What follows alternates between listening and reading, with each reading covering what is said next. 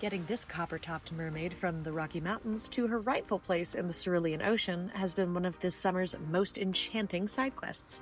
We all chose to visit San Juan and its surrounding communities in Puerto Rico. This enchanting island, located in the Northeast Caribbean, has been occupied by various colonizing powers for thousands of years. Understanding that tourism is arguably the most important industry in Puerto Rico is crucial for planning a respectful visit.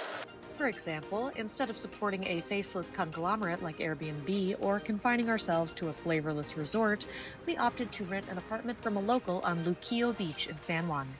Watching this ginger goddess experience the magic of the ocean and its beauty for the first time was simply precious. And speaking of Meg, if finding a cocktail inside of a pineapple is on your bucket list, you won't have to look far here. 10 out of 10. Wherever I go, without fail, I keep an eye on how the animals are faring, especially those involved in working in tourism. I'm thrilled to report that these macaw parrots were not only in excellent health, but were really having a great time at their jobs. And seeing a thriving local family business was heartwarming. Make a point to visit Old San Juan and take in their vibrant painted colonial structures and hanging gardens around every cobblestone corner. A living testament to the island's rich culture and resilience. We had a beautiful trail riding experience at the Carabali Rainforest Adventure Park. The guides were expert horsemen, entertaining and informative, and health and safety operations for both horse and rider were top-notch.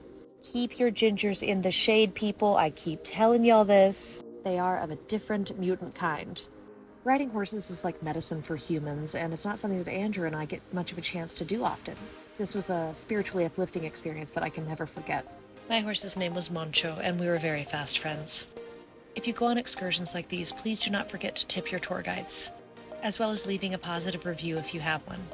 And of course, you knew I had to mention spay-neuter efforts. They are of large scale and ongoing on this island, and it's clearly making a difference, despite the discovery of this little non-ear-tipped stray. I knew I would encounter an animal I wanted to take home, and here he is. We named him Flaco, and he loves shrimp ceviche. I hope someone has since scooped him up because he was a little charmer.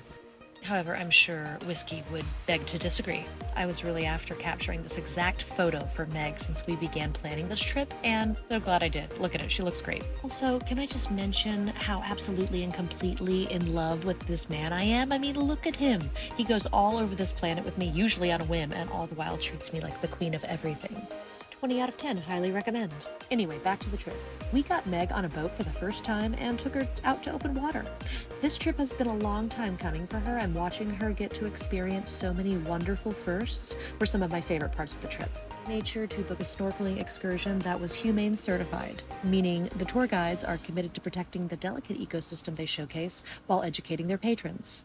Coral safe sunscreen is required. This little crab told me he greatly appreciates it.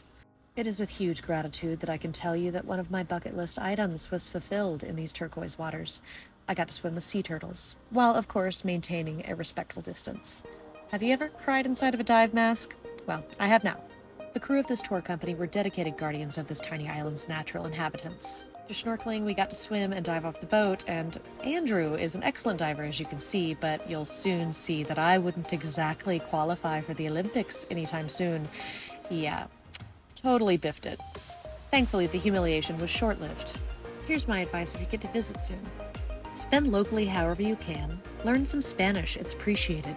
Check your privilege, moderate your judgment. Avoid Airbnb, leave reviews, tip well, don't hassle the locals, don't torment wildlife, take only photo and videos and not see things. This is their island.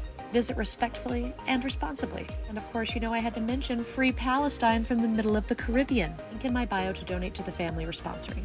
Bye!